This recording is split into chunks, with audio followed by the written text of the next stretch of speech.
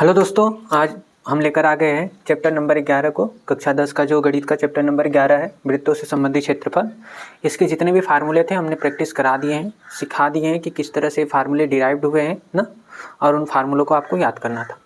अब क्या करेंगे, हम उन फार्मूलों को एक बार सरसरी निगाह से देखते हुए ना, और थोड़ा सा अपने माइंड में रिकॉल करते हुए फिर हम क्वेश्चंस पे आएंगे, किस तरह से क्वेश्चन को डील करना है। तो सबसे पहले शुरू करते हैं, एक बार फार्मूलों को रिवाइज करते हैं। क्या था हमारे पास? दो तरह के फार्मूले थे। एक था त्रिज्य खंड पे, एक त्रिज्य खंड पे फार्मूला था त्रिज्य खंड, और एक जो था हमारा वो वृत्त खंड पे था, वृत्त खंड। ठीक है, त्रिज्य खंड और वृत्त खंड पे। तो देखते हैं क्या त्रिज्य खंड में। ऐसे एक तरह से हमारा एक सर्कल था और ये सेंटर था, और इस सर्कल पे कोई चाप हमने ले लिया था यहाँ पर। ठीक है, ये मान लीजिए एक चाप ए बी था, तो यहाँ से हमने इसको ऐसे मिलाया था। तो एक कोण जो बन रहा था, ये चाप कितना कोण बना रहा था? थीटा। तो ये जो हमारा आ रहा है, इस चाप द्वारा जो केंद्र पे कोण आंतरिक करने पे जो आकृति हमें मिल रही है, इसको वो लिख लें तो ए ओ बी, या यहाँ पर एक पॉइंट ले लीजिए पी ना। तो जो हमारा एक त्रिज्य खंड हो जाएगा। त्रिज्य खंड क्या होगा? त्रिज्य खंड क्या बन रहा था?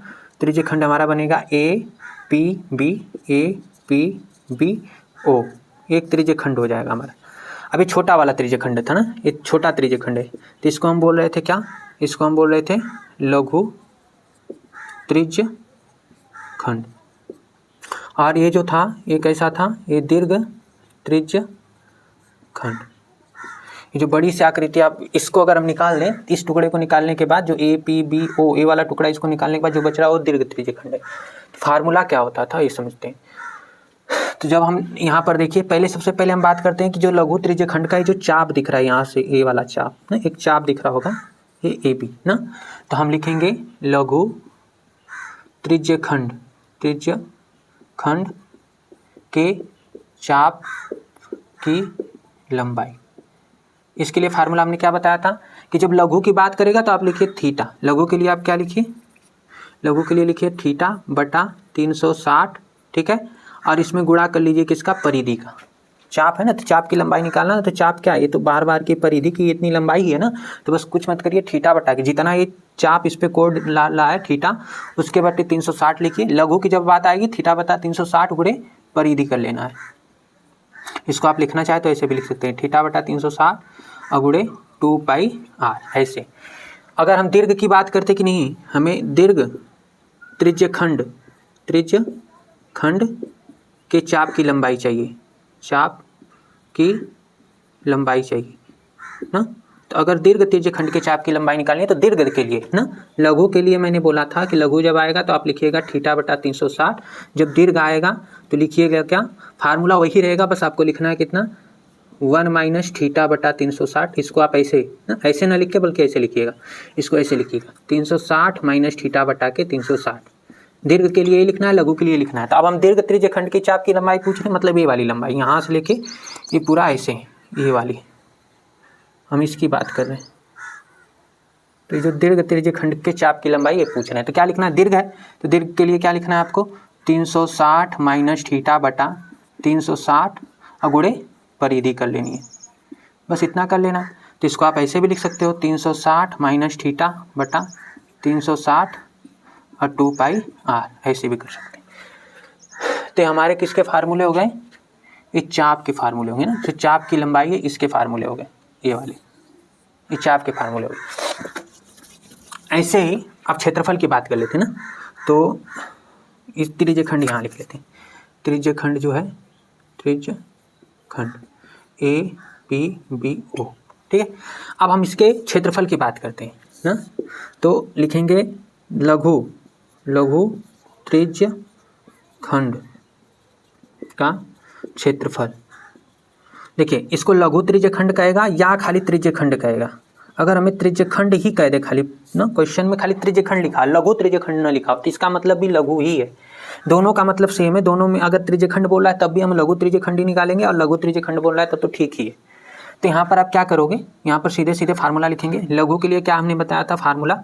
लघु के लिए लिखिए थीटा बटा कितना? 360, और क्षेत्रफल निकालना है, क्षेत्रफल की बात हो रही है, तो थीटा बटा 360 में क्षेत्रफल का गुणा कर लेंगे ना। किसके क्षेत्रफल का? ये भी लिख लेते हैं, वृत्त के क्षेत्रफल का, वृत्त का क्षेत्रफल कर लेंगे, यही हमने बताया था। तो यहाँ पर फार्मूला हो जाएगा थीटा बटा 360 अगुणे पाई आर स्क्वायर, सिंपल। अगर कहता है कि नहीं दीर्घ, अब देखिए त्रिज्य खंड कह दिया या लघु त्रिज्य खंड कह दिया, तो उस केस में हमें क्या करना है, थीटा बटा 360 लिखना है। लघु त्रिज्य खंड कहेगा तब भी हमको लघु त्रिज्य खंड का ही क्षेत्रफल तो निकालना ही है, लेकिन त्रिज्य खंड कह दे तब भी उसका मतलब है कि जो छोटा वाला त्रिज्य खंड है उसी का निकालना है। अब जब दीर्घ निकालना होगा तो बोलेगा कि नहीं दीर्घ त्रिज्य खंड, दीर्घ त्रिज्य खंड का क्षेत्रफल, ऐसे बोलेगा वो ना। तो जब दीर्घ त्रिज्य खंड की बात आती है तो हमें क्या लिखना है, 360। देखिए इसको ऐसे भी आप लिख सकते हो, दो तरीके हैं ना। एक लिख सकते हो आप क्या कि वृत्त का जो क्षेत्रफल है, वृत्त का क्षेत्रफल जो है उसमें से आप घटा दीजिए क्या, त्रिज्य खंड का क्षेत्रफल या लघु त्रिज्य खंड ना,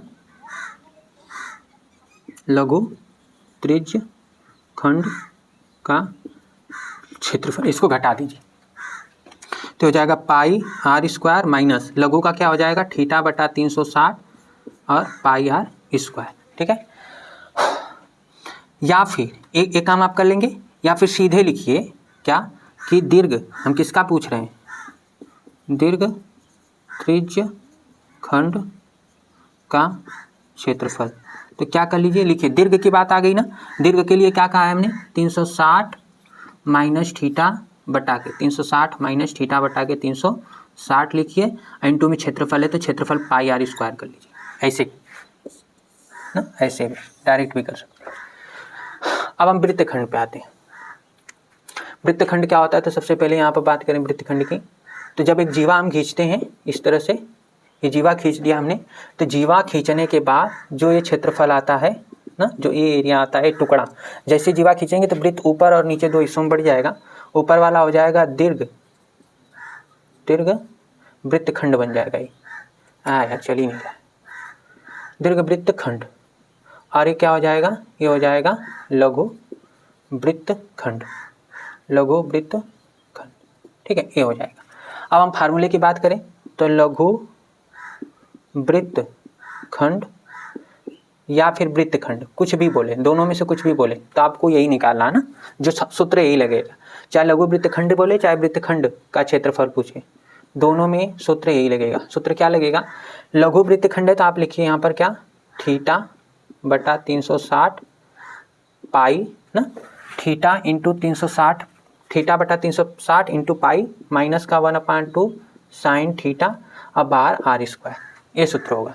और जब दीर्घ पूछेगा, दीर्घ वृत्तखंड का क्षेत्रफल, तो उस केस में हमें क्या करना है, वृत्त का क्षेत्रफल लिख लेना है। वृत्त का क्षेत्रफल लिख करके जो वृत्तखंड है ना या लघु वृत्तखंड का क्षेत्रफल वो घटा देना है ना।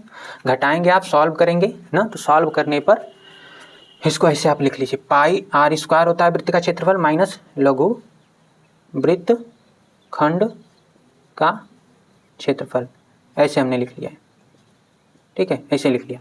अब इसी का अगर हम फार्मूला के रूप में बात करें तो फार्मूला के लिए आप क्या लिखोगे, दीर्घ वृत्तखंड का क्षेत्रफल बराबर, देखिए हमने कहा था जहाँ थीटा बटा 360 है वहाँ 360 माइनस थीटा बटा 360 निकला दीर्घ के लिए ना।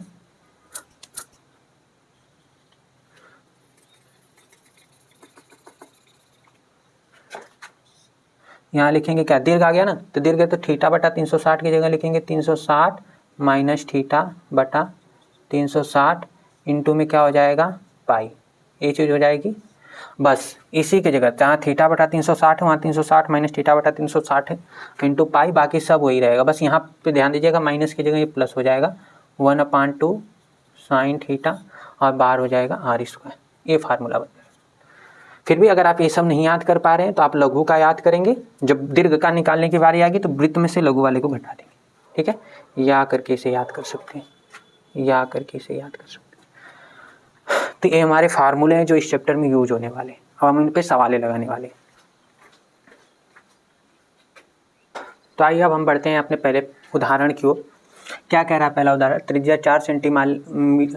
4 सेंटीमीटर वाले एक वृत्त कि त्रिज्य खंड का क्षेत्रफल ज्ञात कीजिए जिसका कोण 30 डिग्री। मतलब आपको एक वृत्त दिया है जिसका रेडियस कितना है 4 सेंटीमीटर, वृत्त की त्रिज्या 4 सेंटीमीटर है और जो उस वृत्त का जो त्रिज्य खंड है वो कितना कोण बना रहा है 30 डिग्री का। 30 डिग्री के कोण का एक त्रिज्य खंड है जिसका हमें क्या करना है क्षेत्रफल निकालना है। तो जब हम 30 डिग्री कोण वाले त्रिज्य खंड का क्षेत्रफल निकाल लेंगे तो उसके बाद उसका जो बड़ा कोण बचेगा दीर्घ मतलब दीर्घ त्रिज्य खंड जो बचेगा वो क्या हो जाएगा आपका, उसका भी क्षेत्रफल ज्ञात करना। एक चीज़ हमेशा याद रखिए, एनसीईआरटी बुक में जब भी आपको त्रिज्य खंड बोल दिया तो इसका मतलब है कि आप जो निकाल रहे हो वो लघु त्रिज्य खंड ही है।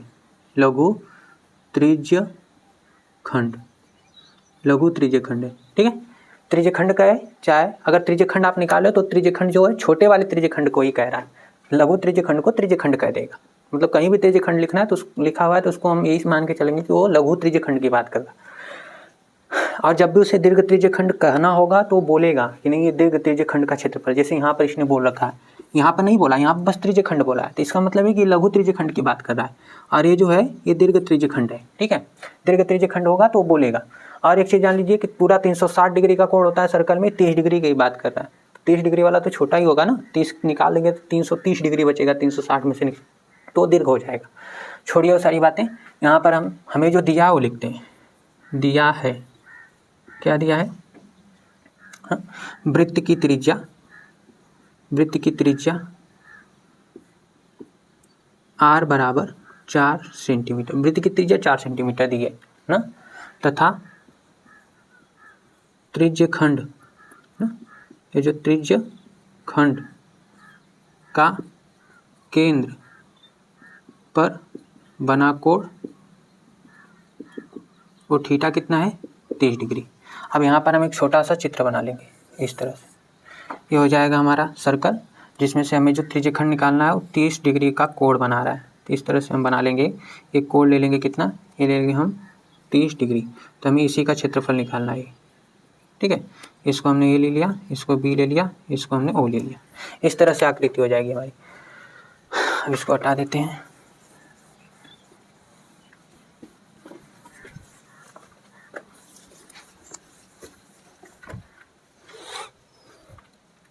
तो हम लिखेंगे सूत्र से, सूत्र से त्रिज्य खंड का क्षेत्रफल, त्रिज्य खंड का क्षेत्रफल बराबर, त्रिज्य खंड का क्षेत्रफल लिखने के लिए आपको क्या तरीका बताए थे, सीधा सीधा आप लिखिए। त्रिज्य खंड है तो कोण लिखिए थीटा बटा 360 ना, थीटा बटा 360। जब भी त्रिज्य खंड या लघु त्रिज्य खंड बोलेगा थीटा बटा 360 लिखना है। अगुणे क्षेत्रफल की बात कर रहा है तो क्षेत्रफल वृत्त का कितना होता है पाई आर स्क्वायर, ये रख देंगे।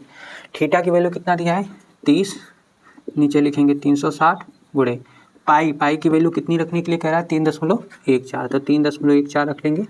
आर, आर का मान कितना है 4, तो 4 रखेंगे इंटू 4, 4 का स्क्वायर, आर का स्क्वायर है ना, तो आर का स्क्वायर तो 4 गुणे 4 2 बार लिख लेंगे। अभी 0 से 0 जाएगा यहाँ पर, ठीक है। 3 से इसको कैंसिल करेंगे तो 12 बार में कटेगा, और फिर 12 से 4 से इसको काटेंगे 3 बार में काटेगा, ठीक है, 3 बार में। अब देखिए एक चीज़ याद रखिए कि 3.14 है, 1.4 है, तो अगर मैं इसे 3.15 लिख लेता हूँ, नीचे 3 है ना, तो 3 से ये आसानी से डिवाइड हो जाएगा 1.05 में ना। तो हम क्या कर लेते हैं, इसको 3.14 को 3.14 न मान के 3.15 समझते हैं, क्योंकि थोड़ा सा ही पॉइंट में हम कितनी वैल्यू इंक्रीज करें 0.01, तो कोई दिक्कत नहीं होने वाली है। तो इससे मैं इसको कैंसिल कर देता हूँ, इस 3 से इस पूरे को कैंसिल कर देते हैं ना। तो कितनी बार में कैंसिल हो रहा है 0.05 बार। तो बच क्या रहा हमारे पास, बचा 0. यहाँ पर 1.05 बचा, ये बचा। अब देखिए ये सारी चीज़ें कट चुकी हैं, 12 था, 4 से हमने काटा 3 बार में, 3 से इसे काटा 1.05 आया, बचा खाली 4 है, तो 4 गुणा करेंगे तो 4.20 सेंटीमीटर स्क्वायर आ जाएगा, ठीक है। ये हमारा कौन सा निकल के आएगा लघु त्रिज्य खंड। अब हमें कौन सा निकालना है, कौन बचा है दीर्घ त्रिज्य खंड।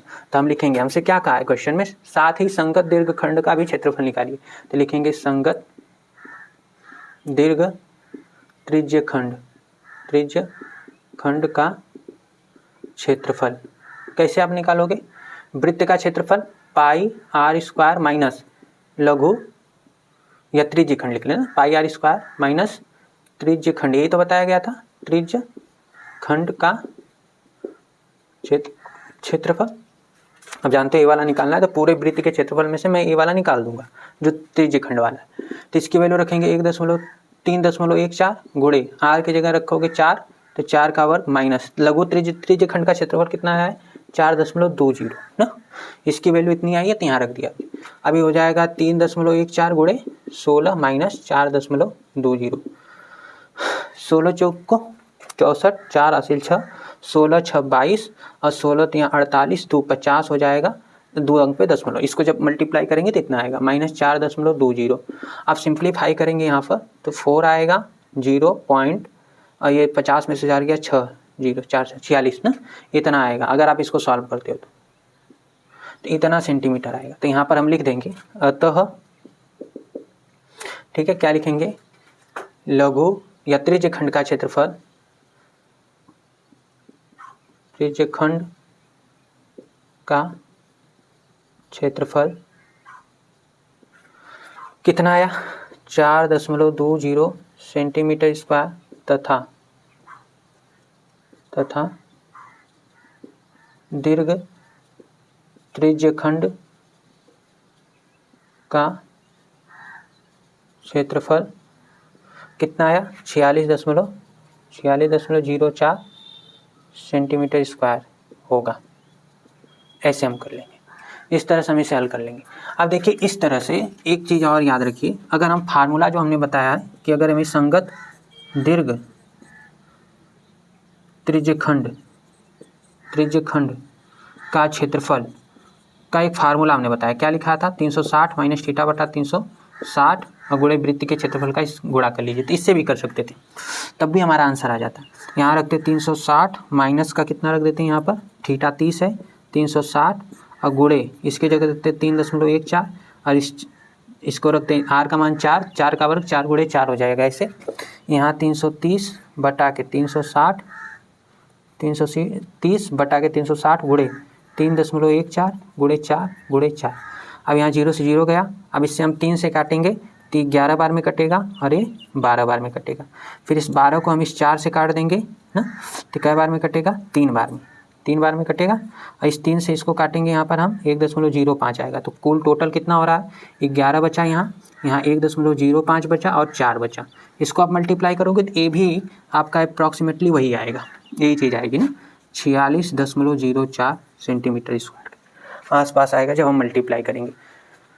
तो ये भी है, इस तरह से भी हम इसको सॉल्व कर सकते हैं और इस तरह से भी हम इसको सॉल्व कर सकते हैं। दोनों तरीके, दोनों में कुछ ऐसा कठिन नहीं है। जो प्रोसेस यहाँ भी कैलकुलेशन करनी भी है यहाँ भी करनी है, ऐसा कुछ कठिन नहीं है। ये भी सिंपल है और ये भी सिंपल है।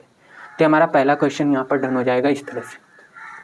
ठीक है, फार्मूले बस याद होने चाहिए, सवालें लग जाएंगी।